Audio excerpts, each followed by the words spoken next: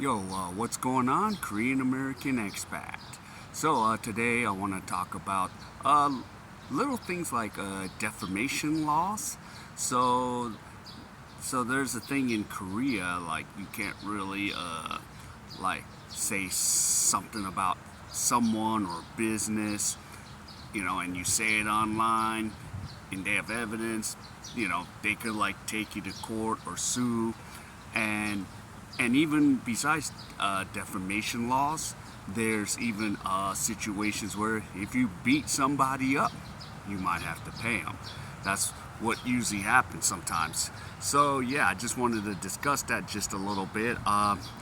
Yeah, so when I'm on Facebook, I see stuff like on legal, uh, like I see anonymous person posting, and they'll because now these days on the legal Facebook group, you don't know who's on there, but there's always like English teachers always discussing like, yup, and they usually say I'm what visa, like E2. That's usually the issue. Majority of E2, and there's some F, but E2 visas. They're like, yep, I'm working, and then they told me that I need to fess up.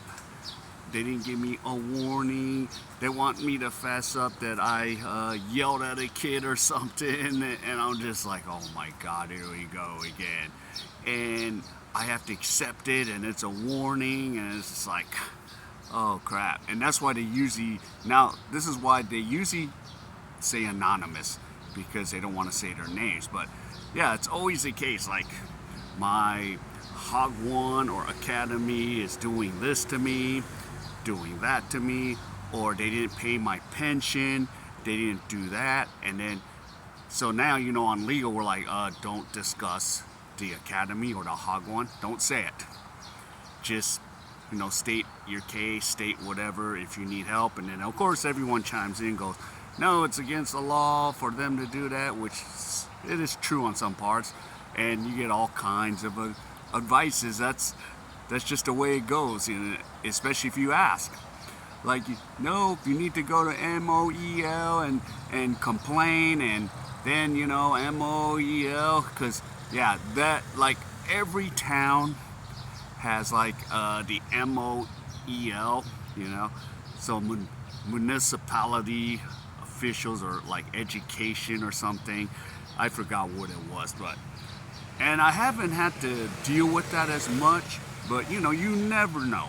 You never know when you're going to have to go fight for your wages, because usually what happened to some of the teachers I talked to, they didn't get paid, and they're sitting there like panicking, like, I need to pay some bills, I need some money to survive. And that's usually what the case is. And yeah, and you can't even say stuff online. Now, of course, say you say stuff, you say it's this academy, yes, it's this place, and you say bad things about the place. And yes, they can technically go ahead and try to sue you, but of course, they do have to spend money on a lawyer, like about 2 or 3 million won, which I don't think they want to do. But one thing I've noticed here with a lot of the Korean businesses, most of it, it's a scare tactic. I just go ahead, sue, go ahead. And for me, they haven't like effed with me so much, because I kind of know a little bit of the labor laws. I'm not an expert, but I'm just sitting here like, no, go ahead, make your move.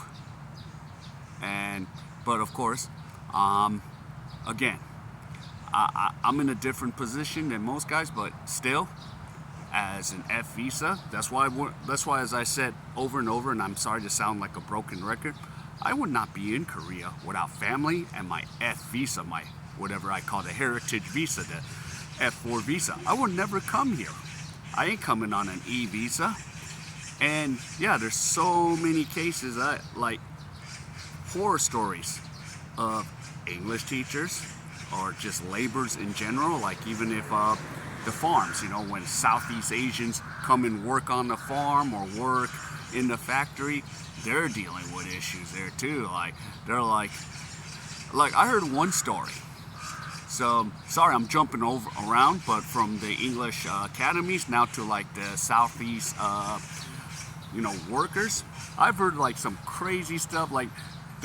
The Korean guy would give him a piece of paper and go, "This is your money. Go ahead and use it. It's good for anywhere."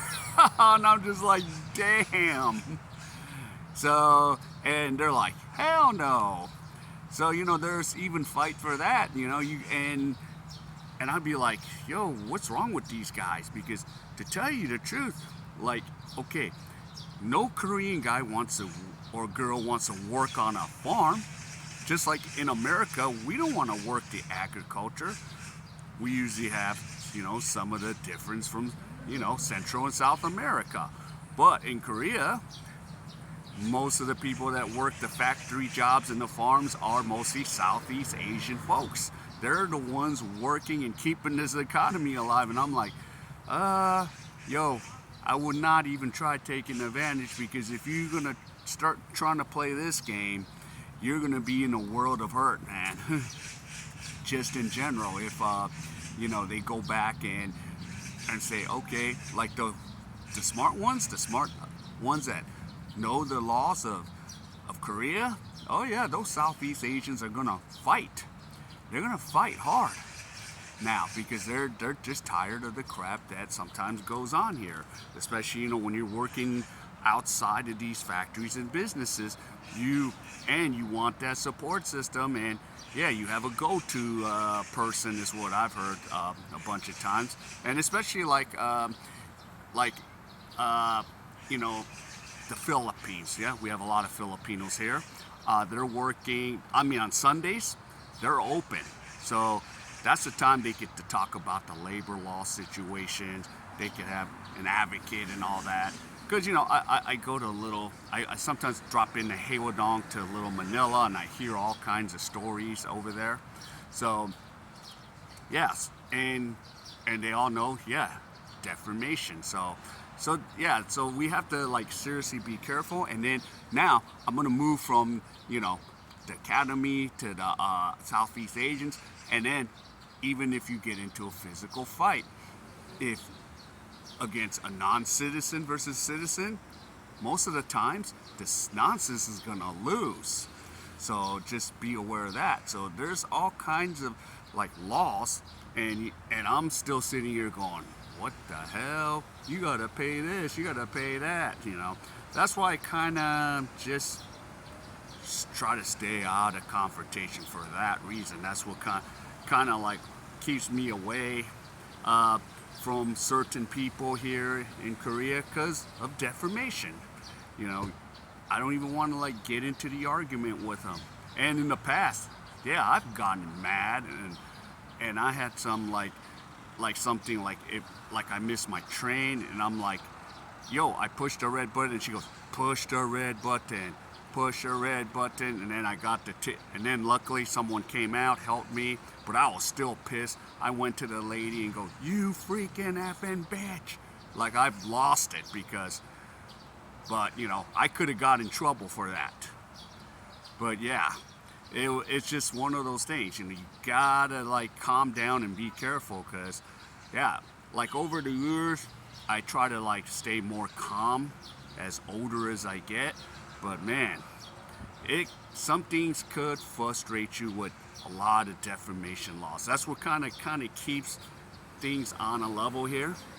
And yeah, I know, again, going back to the English teachers, they're fighting because of wages, because of pension. And then the Southeast Asians, they're fighting because they're not receiving their full wages and food or etc. And then there's even another thing. Yeah, you get into a physical altercation. And sometimes, very few Koreans do this. Maybe some young Koreans would antagonize you, and they want you to punch them so they can get some money off of you. That's a rare case, but that does happen too. So just FYI. Yeah, when you come to Korea, yeah, you don't want to get into it with anybody. So most of the times, yeah, I just don't get into it. I kind of stay in my lane. And yeah, if I, hang out with a Korean, cool. If he's cool or she's cool. But if they're not, I just hang out with just my fellow expats. But sometimes that's even a problem. But most of the times, not a lot of people are aggressive. Mostly, if I'm in the regular public, there's no aggressiveness by Koreans unless you go to the nightlife, you go to downtown, and everyone's drinking. That's where maybe problems can arise if they're too far gone on the drinking part. Just FYI. But I'm not here to pretend I know it all. I don't, because there's still things that, yeah, could still shock me, just in general, even. But I do have the general knowledge of this. But yeah, defamation laws, they can come and get you. So it could be anything physical, anything you say about someone or a company. They could literally try to come sue you, but most of the times if they do, they're gonna need to put $2 to $3 million up for a lawyer and then sue you, and then it's gonna cost them a lot of money. So sometimes it's like, yeah, it's not even worth it, but it does exist here, the defamation laws and all that. So, but I'm not an expert, but you still need to consult an attorney just in case if you get into any stuff here in Korea. So that's pretty much what I wanted to talk about today. And yeah, and talk about your experiences. Even if you are from other countries, or even if in Korea, did you run into any problems as a foreigner or even as a Korean? Did you run into problems in the US? Anywhere? Talk about it. All right, so if any of you enjoyed any of this content, please give me the HKO special, help the king out, hit the like and comment like I said, and I will see you in my next video.